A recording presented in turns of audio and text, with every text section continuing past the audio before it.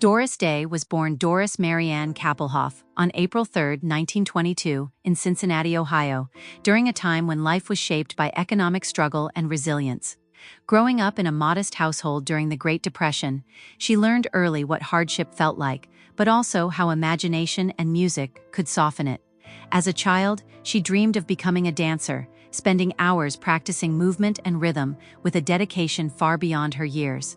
That dream was cut short after a serious car accident injured her leg, forcing her to step away from dance permanently. What could have been a devastating end instead became a turning point, as recovery introduced her to another gift, her voice. While listening to the radio during long periods of rest, she began singing along and discovered a natural vocal talent that would soon shape her entire future. From local talent to national recognition. As Doris recovered, her singing quickly became more than a hobby. Friends and family encouraged her to perform publicly, and she soon began working with local bands. It was during this period that bandleader Barney Rapp suggested she adopt the stage name Day, inspired by her performance of the song Day After Day. The new name marked the beginning of her professional identity. Her big break came when she joined Les Brown's orchestra in the mid-1940s. With them, she recorded Sentimental Journey, a song that became an emotional anthem for World War II soldiers returning home. Her voice carried warmth, clarity, and sincerity that immediately stood out. In a time when America needed comfort, her music provided exactly that, establishing her as one of the defining vocalists of her era. Hollywood breakthrough and a new kind of leading lady Hollywood soon recognized Doris Day's growing popularity, and in 1948, she made her film debut in Romance on the High Seas. What started as a modest opportunity quickly evolved into a long and successful film career. Unlike many Hollywood stars of the time, Doris had a grounded and approachable presence. She was glamorous without being distant, confident without being intimidating. Audiences connected with her because she felt real, someone they could imagine knowing in everyday life. Throughout the 1950s, she became one of Hollywood's most reliable box office stars. Her performances balanced humor, charm, and emotional honesty, making her one of the most versatile actresses of her generation.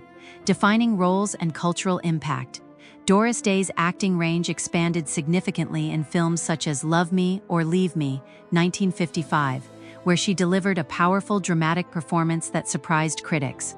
She followed this with The Man Who Knew Too Much, 1956, directed by Alfred Hitchcock, where her performance of K. Sarah, Sarah, became one of the most iconic musical moments in film history.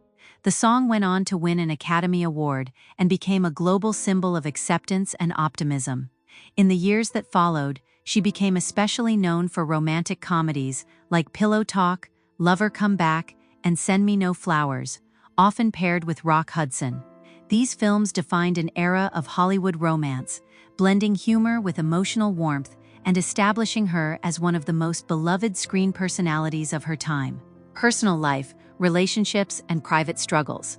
Behind her public success, Doris Day's personal life was marked by both love and hardship. She married 4 times, beginning with trombonist Al Jordan, with whom she had her only child, Terry. That marriage ended early due to personal difficulties, and she later married saxophonist George Weidler, which also ended as her career began to rise rapidly. Her longest marriage was to producer Martin Melcher, who became closely involved in her professional life and helped shape many of her biggest projects. After his passing, she discovered financial complications that deeply affected her. Despite these challenges, Doris remained deeply devoted to her family, especially her son, and later in life she found companionship again with musician Barry Comden. Through all these experiences, she maintained her strength, often focusing on her work and personal resilience rather than public discussion of her struggles, on-screen partnerships, and public misunderstandings. One of Doris Day's most famous professional collaborations was with Rock Hudson. Together, they became the face of Hollywood romantic comedies in the late 1950s and early 1960s. Their on-screen chemistry in films like Pillow Talk made audiences believe in their effortless romantic connection. However, much of this image was shaped by studio marketing, not real-life romance. In later years, Doris reflected on how the entertainment industry often created carefully controlled public images for actors.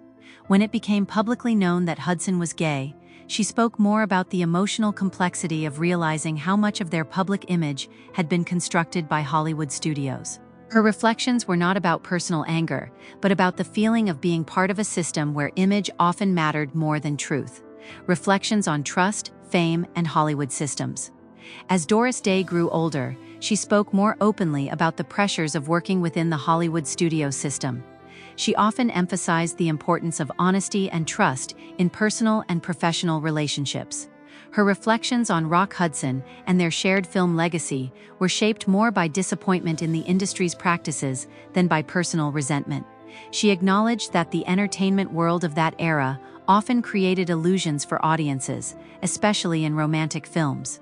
Over time, she became more focused on separating her real identity from the characters she played on screen.